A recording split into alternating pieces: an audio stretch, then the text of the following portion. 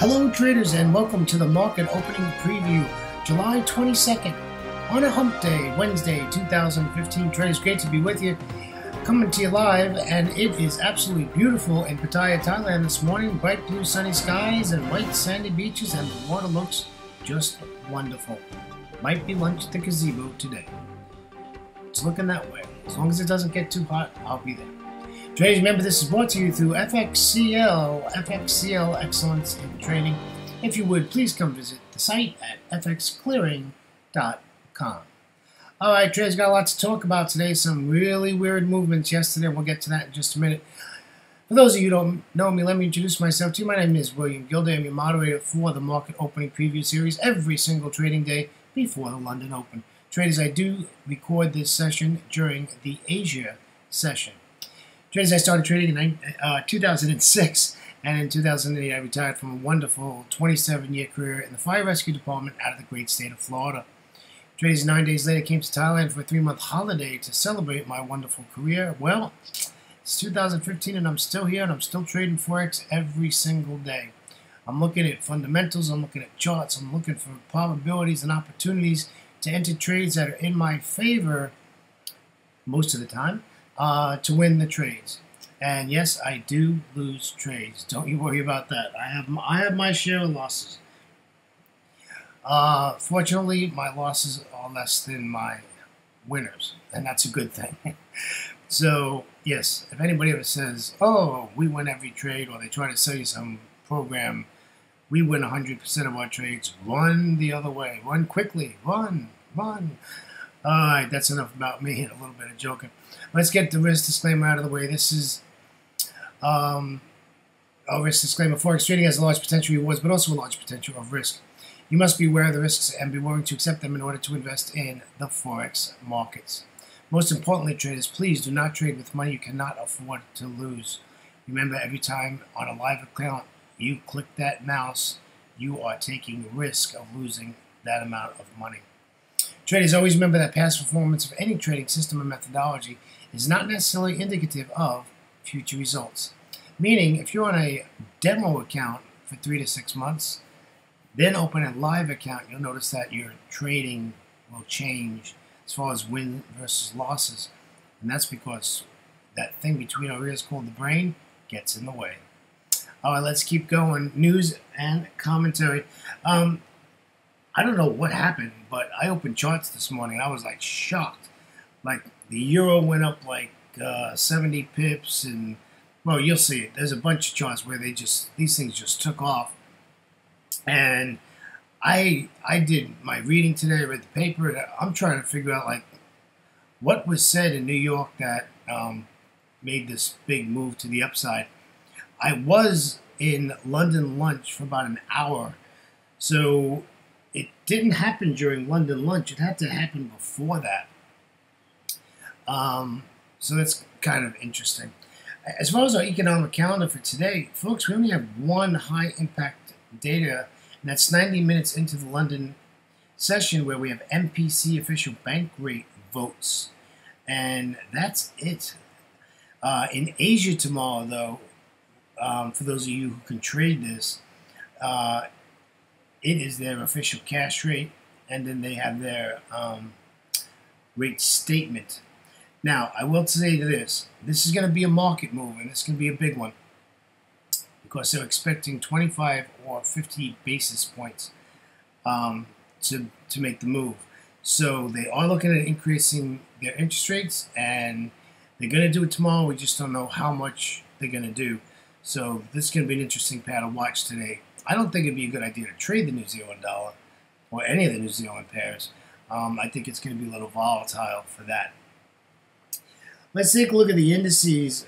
Everything is in the negative. US 30 negative 1.0, S&P 500 negative 0.43, NASDAQ negative 0.21. I'm not too happy about that, I have to be honest with you. The DAX out of Frankfurt is negative 1.12%. The FTSE 100 is negative 0.29%. And the CAC 40 is negative 0.70%. The Euro Stoxx 50 is negative 1.05%. Let's head out over to Asia, and I'd like to tell you that there's any difference.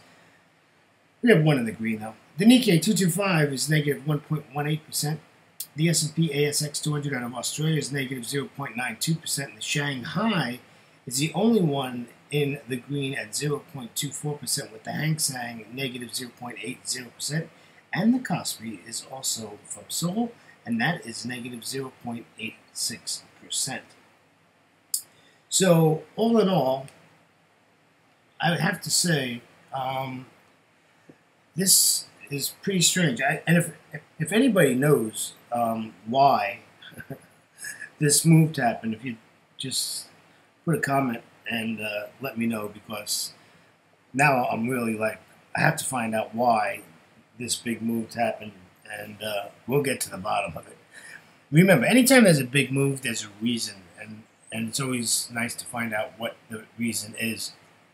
So, that's enough about that. So that's our news and our commentary. I think today's going to be a good trading day. There's a couple of pairs I wouldn't trade. One is a New Zealand dollar. And which one was the other one?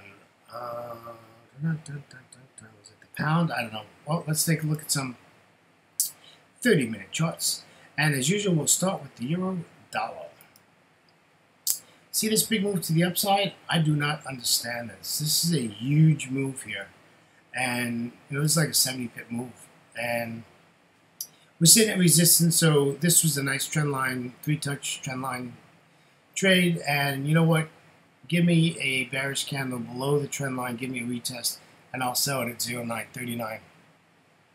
And basically take it down to the 200 exponential moving average. Now, remember I always talk about wide open spaces? Look at the daily pivot point, that magenta line. Look at how clean left of the chart is. There's nothing there. There's nothing there. That means if we get below this trend line and this heads down, we have a nice clean chart.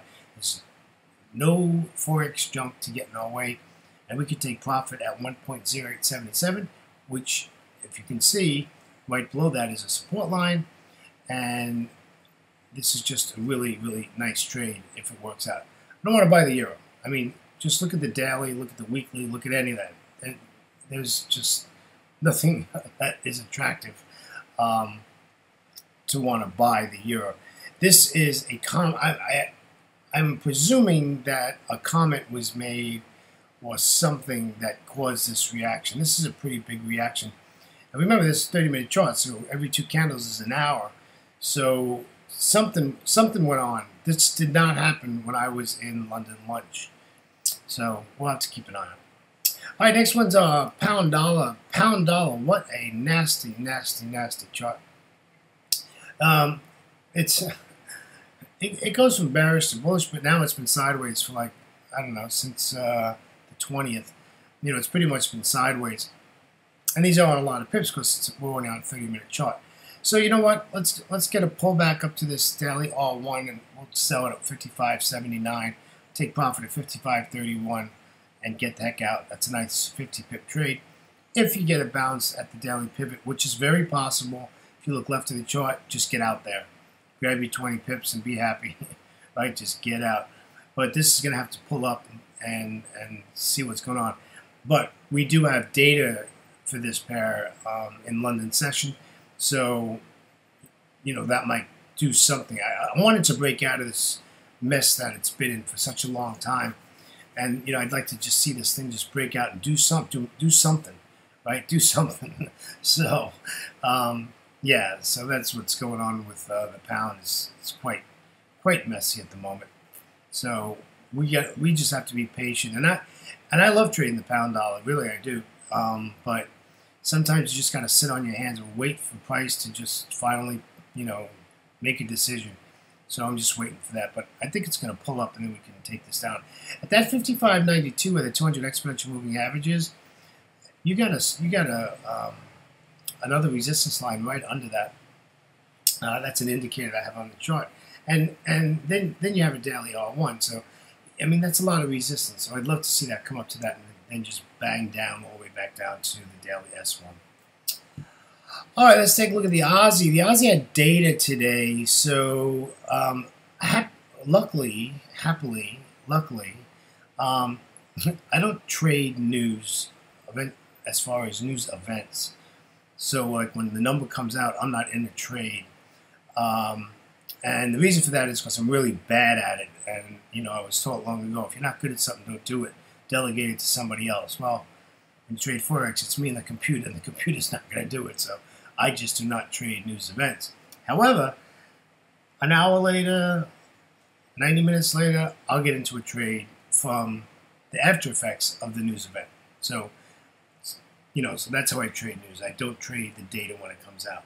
Well, good thing you didn't trade the Aussie dollar today, because what happened was it whipsawed down for like 46 pips or so, and then whipsawed all the way back up into this range. You see I put this range on the chart here, just to show you how nasty this is in this range. Listen, I don't want to buy the Aussie dollar, okay? I don't care about anything. I am not buying the Aussie dollar. So I want to sell it, and I'd like to get in at 74.14. I'm not worried about the daily pivot point. Why? Look at left of the chart, my friends. This is wide open space. This is a beautiful trade. We'll get some junk once we get to this 200 exponential moving average. We might even, you know, we might even get a bump up. So just be prepared for that. And then we're back left of the chart. We got all this price action stuff. But we'd like to get down to the daily S1 at 0.7356 and take our profits. So yeah, I'll be keeping an eye on this today. I think it's going to be an interesting pair to watch today. All right, let's head on over to the Euro Aussie. This is the one I was talking. This is like, it's bearish. I can tell you that it's bearish. If you look at the daily chart, it is the most ugliest thing you've ever seen in your life. Well, maybe not, but anyhow, it's pretty ugly. It's pretty nasty. I actually had to go to the weekly to find out like what's the situation with this. Well, if you look at a weekly chart, you can absolutely see that this pair is bearish. This is a very hard pair to trade right now. It's just not doing what it's supposed to do. When this pair trades normally, we get some really nice trades out of this, but this is just a mess. I want this to come back up to this R1. It's above, it broke the resistance, so it's still on its way up. And I like to short this about 47.70.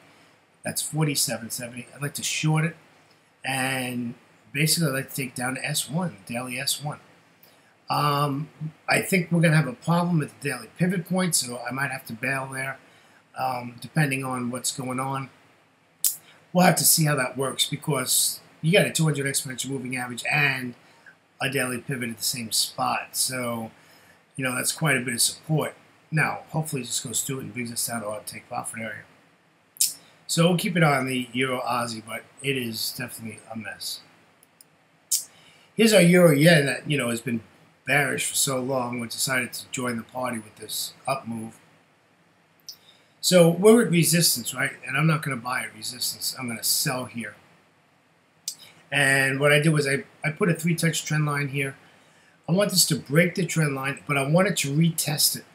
So I want it to come down. I want it to come back up, even if it's one candle. Retest that trend line, and then give me a red candle, and I'll take it back down to the downside. And we'll get out at 135.00, say about there, or 135.10 or somewhere in there. We'll get out. So depending on where you get in, this is, you know, this isn't a big trade. This is only going to be a 30-35 pip trade, depending where you get in. But I would definitely not enter a short until you get below that trend line and have some confirmation that it's going to continue to the downside.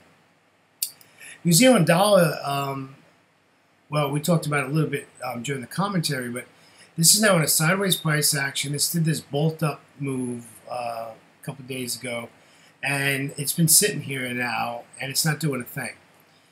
So I got a good feeling that nothing's going to happen, because this rate decision's pretty big news, and that's in tomorrow's Asia session. So we'll see what happens there. Unfortunately, for me, that is 4 a.m. in the morning, so I will not be at my charts when that data comes out. However, if you're in the States, that is 3 o'clock Eastern Standard Time. that news is going to come out. So very interesting, but yeah, it is what it is. So I really suggest just stay away from it. Just be safe and stay away from it. Don't get involved with it. And we're just waiting until after the rate decision. Well, traders, that wraps up our 6 currency pairs. On behalf of myself, William Gilder, and our great friends at FXCL Excellence in Trading, I want to thank you for joining me today. And if you would, come visit our site at fxclearing.com for free trade solutions. Great site, great economic calendar, a lot of education, a lot of opportunities, and it's just a really nice website. Very nice site. And they're a great bunch of people. So traders, have a good trading day. Remember always to trade smart, not hard. And traders, we will catch you tomorrow. Take care now. Bye-bye.